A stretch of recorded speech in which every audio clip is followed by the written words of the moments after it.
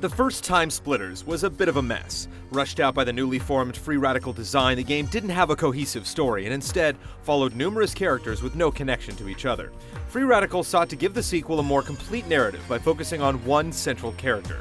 Sergeant Cortez, leader of the Space Marines and the General's best soldier, is tasked with retrieving the time crystals from a time splitter-infested space station. Upon further examination, Cortez discovers the splitters are using a portal to send the crystals to different time periods. Cortez must use the portal to follow the creatures and get the crystals back before the time splitters destroy humanity. The first level of the game, taking place in 1990 Siberia, starts with Sergeant Cortez emerging from the time portal as Ilsa Nadir in a tunnel just outside the heavily guarded Oblask Dam. From there, players are hit with a laundry list of objectives, from destroying evidence, to taking out a communications disk, to investigating the dig site. It's a good variety and a nice change of pace from your typical moving from point A to point B, killing everything in sight.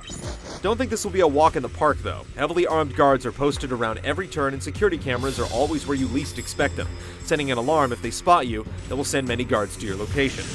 Stealth is key at the start of this level, at least until you pick up the AK-47 with an undermounted grenade launcher. What makes the dam so unique compared to the others in Time Splitters 2 is how drastically the level changes depending on the difficulty. On easy mode, the time portal opens in the excavation site after the time crystal is retrieved and the biohazard container is destroyed.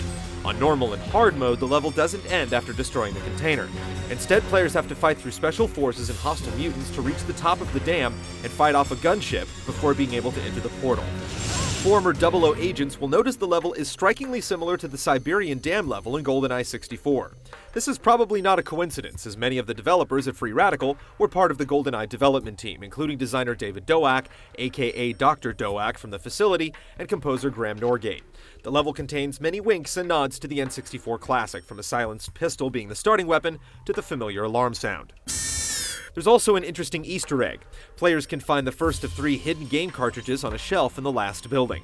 The game can be activated by hitting the reload button with your temporal uplink selected, allowing you to play a round of Anaconda before stepping back into the action.